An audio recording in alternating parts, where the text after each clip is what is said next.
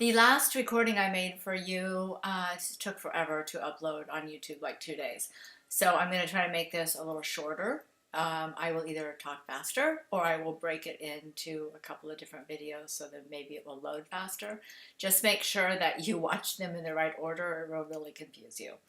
The one I sent you before is almost 50 minutes, and it is about the 1930s, the New Deal, FDR's, the beginning of his presidency. So be sure you watch that before you watch this one because this goes into World War II. All right, so assuming you've done that, World War II, 1941 to 1945. And some of the things you need to remember are just like in the World War I, the United States tried to maintain their neutrality as all along, ever since Washington, the idea was stay out of everyone's business, take care of your own, you have enough to do. So that didn't work great in World War I because we did have to get involved in that. So same thing in World War II, at the beginning of all of the problems in Europe, that we tried to stay out of it. It also didn't work. Once the Japanese attacked Pearl Harbor in 1941, the U.S. Went to war. So we went to war on two fronts. So there was the war in Europe, which had been going on, and had the Germany and the Nazis, and I'm sure you've studied that in world history, and we will cover a little bit of that. But the U.S. was also at war with the Japanese, who had attacked our ships and killed thousands of people in a surprise attack in Pearl Harbor off in Hawaii. So now you had the U.S. fighting two wars in Europe and in the Pacific. And so the same Americans who had just gone through a Great Depression now had to go to war in two places because of the aggression and fascism of the dictators from other countries. So after D-Day, the U.S. and its allies were able to gain control of Europe. We just fast forwarded through a lot of the war, but this is just giving a little overview before I tell you the details. And then by going to some of these islands, Iwo Jima and some of the islands you will hear about in history, and then we dropped the atomic bomb. Of course, I'm sure you know that, in Japan. President Truman was president by that time because FDR had died. And the Japanese surrendered unconditionally after the dropping of the bomb. On the U.S. home front, all citizens were getting involved in the war effort, which did help bring us completely out of the Depression. Some of the policies of FDR before, remember the 3 Rs, the relief, recovery, and reform, started to pull people out of the Depression and definitely helped. But having everybody needing to go to work and fighting for the war effort pretty much pulled the country out of that depression.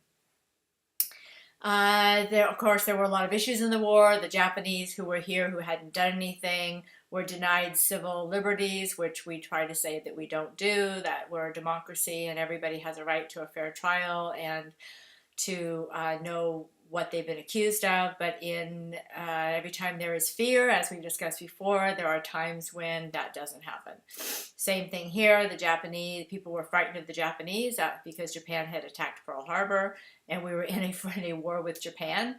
So many of the Japanese who did live here and were completely innocent were forced to give up everything they owned and live in internment camps in unpopulated areas, almost like a reservation we do with the Native Americans, took them and moved them out to camps, and the Supreme Court actually approved that because we were in war.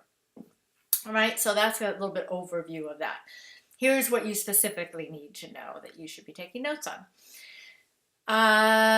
In between the world wars, between 1 and 2, the United States tried to remain neutral. Right? So every time something was going on in Europe, we knew what was happening. We knew that the Germans were ramping up their war machine and that they were attacking countries and taking over. We were just hoping, I guess, somebody else would handle it.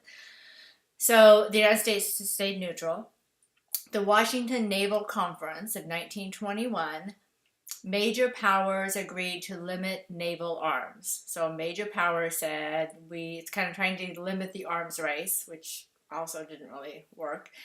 The Kellogg-Briand Pact, and that's just Kellogg, Kellogg, -Briand, Briand, Pact of 1928 renounced war as a form of national policy. It said, you know what, war doesn't usually work. Let's just not make this our policy.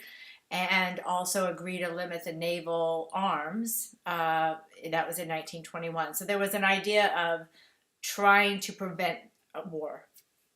In 1932, the Stimson Doctrine, Stimson, the U.S. refused to recognize the aggressive Japanese takeovers in China. So China was attacked by the Japanese, and the U.S. again tried to say that didn't happen or somebody else's problem, and we're just not going to, we didn't recognize that. And obviously they did that. So some of the other things you need to know about the period just before, so you can see why we got dragged into it rather than going in willingly. Good neighbor policy. Good thing to know. Here it's kind of tied to an insurance company. That's their motto. But it was FDR's improved relationships with Latin America, because we needed to make sure that Latin America, who is close to us, they were our allies. It's dangerous. The war obviously is breaking out all over the world. There's a lot of people being aggressive. There's a lot of fascism. So we need some protection. And the Latin American countries are close to us, and we don't need them turning against us. Remember in World War I when the Germans tried to get Mexico to turn against us because we're so close by, we share a border, and they offered to help them get some of their land back from us if they would turn on us. So this was good neighbor policy, with FDR saying these are our neighbors logistically, so we need to get along with them. So some of the manufacturing during the war did take place in some of those neighboring countries. Roosevelt did hint at intervention when he gave a speech in 1937. It was called the Quarantine Speech, where he aggressively spoke out against nations who were being aggressive, because it was obvious they were attacking other countries, taking over. So he had a speech where he said, he was very aggressively reprimanding them, but not giving their names, not really wanting to get involved, just kind of, you know who you are. So even despite we knew what was going on, despite all the problems, the U.S. did not directly intervene. The Neutrality Act of 1935, 37, and 39 kept the U.S. neutral, because that's what we said we were going to do, and we kept passing acts saying that, no, we mean it, we're going to stay out of foreign conflicts. Sometimes they just get overwhelming, and of course then if we're attacked, there's just no going back from that. So cash and carry is a 1939 policy proclaiming that the U.S. would aid Britain and France. Because remember, Britain and France were now involved in these wars in Europe. They were, the Nazis were very aggressive, and now we had allies that were being attacked. This was only if they came to the U.S. in their own ships, paid in cash, and left with a weapon. So the idea was, we're not getting involved, but we do want to help you.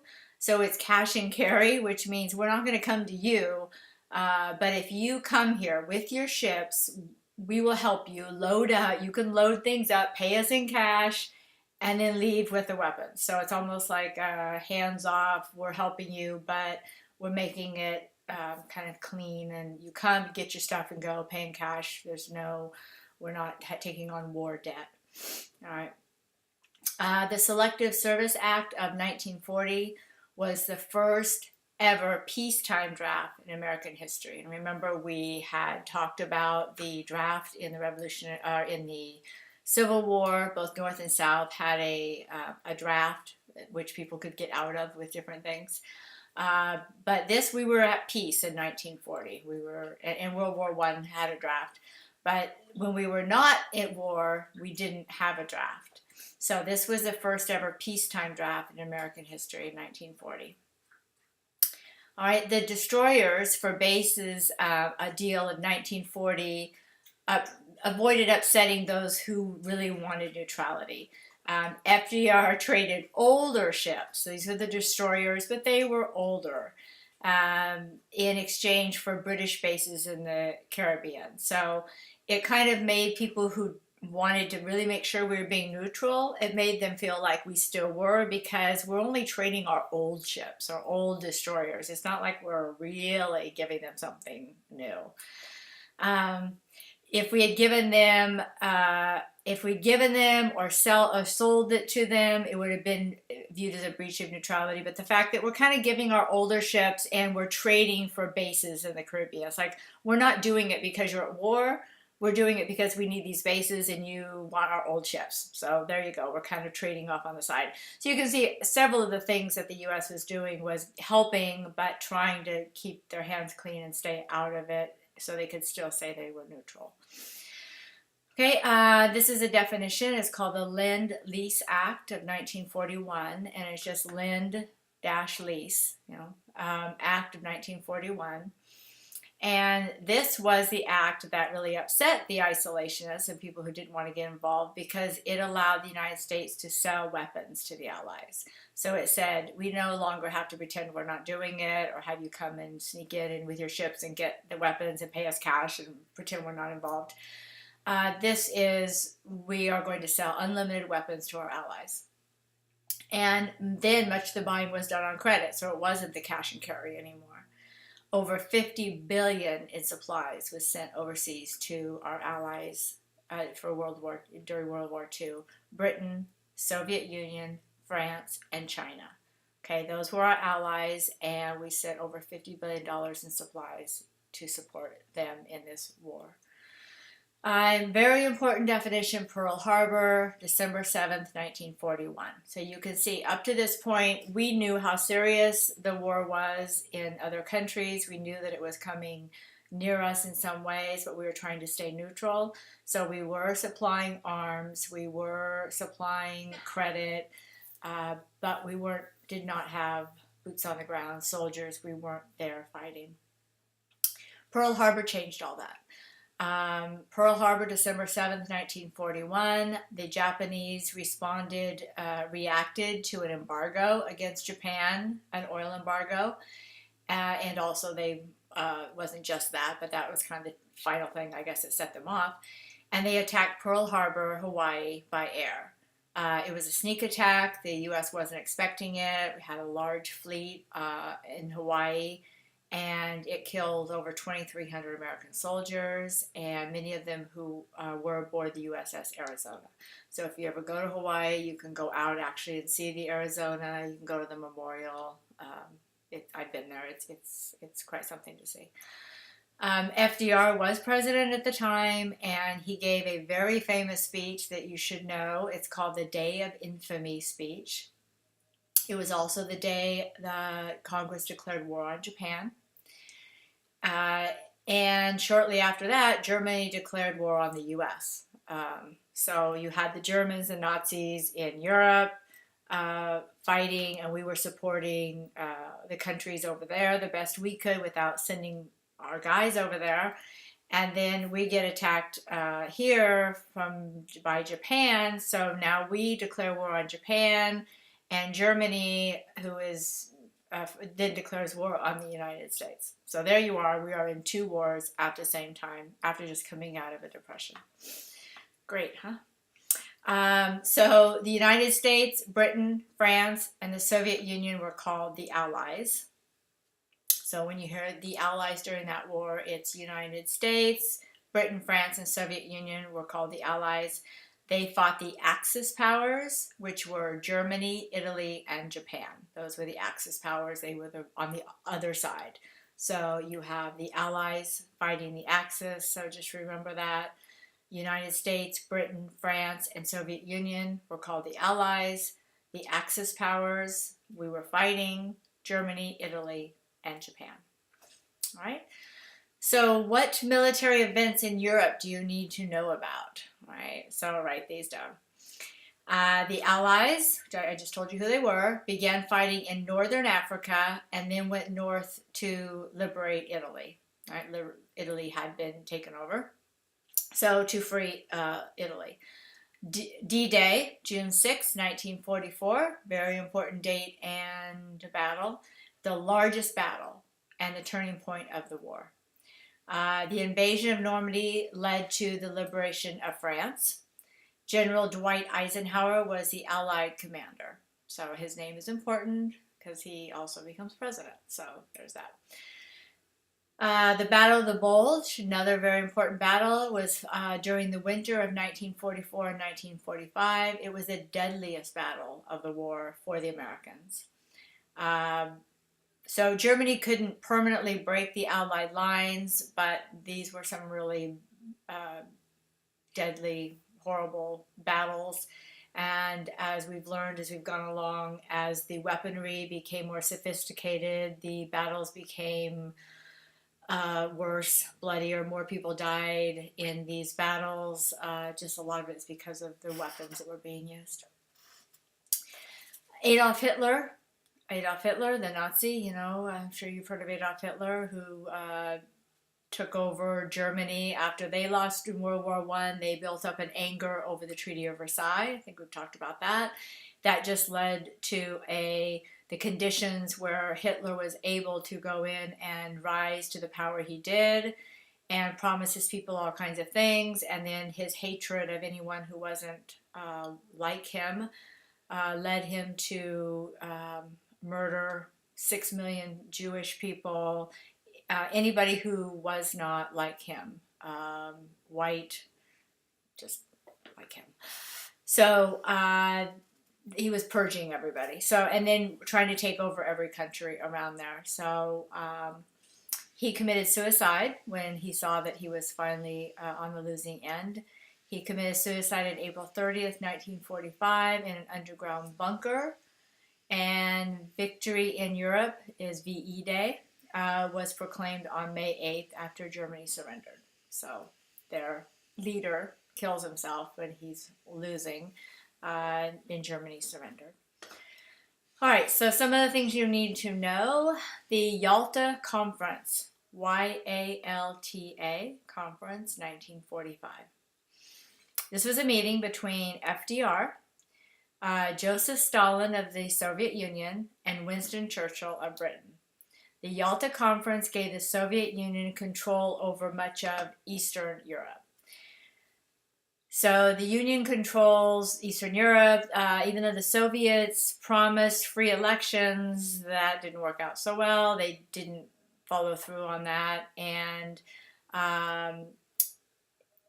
the Yalta was really, could be said, is the beginning of the Cold War between the United States and the Soviet Union, because even though we were allies at one time, then they promised that they were going to take over Eastern Europe and they were going to have free elections. And then, of course, they pretty much closed down their society. And there was no trust between the U.S. and Russia, and began the Cold War, which just means there was a freezing of the feelings between the two countries. And that led to fear on both sides. And then both sides had nuclear weapons at some point. So then you had a constant worry and concern that one side or the other was going to start another war that would destroy the world with nuclear weapons. So that led to quite a lot of tension going into the whole Cold War years. Right. So at that conference, it was also agreed that the Soviets would enter the war against Japan, and Germany would be divided into zones of occupation. So this conference, held in the Soviet Union, occurred just before FDR died. And when he died, Vice President Truman took over. So obviously some of these things happened before the end of the war that we just talked about, but these were the definitions you need to know. The Yalta Conference and what went on at that time in 1945. Other conferences you need to know about having to do with the war. Tehran, Tehran, I'm sure you know Tehran, 1943. That's where the Allies planned the end of the war strategy to defeat the Nazis. So if you hear about the Tehran 1943, this is where the Allies were able to get together, have a meeting, and come up with a strategy that would eventually defeat the Nazis.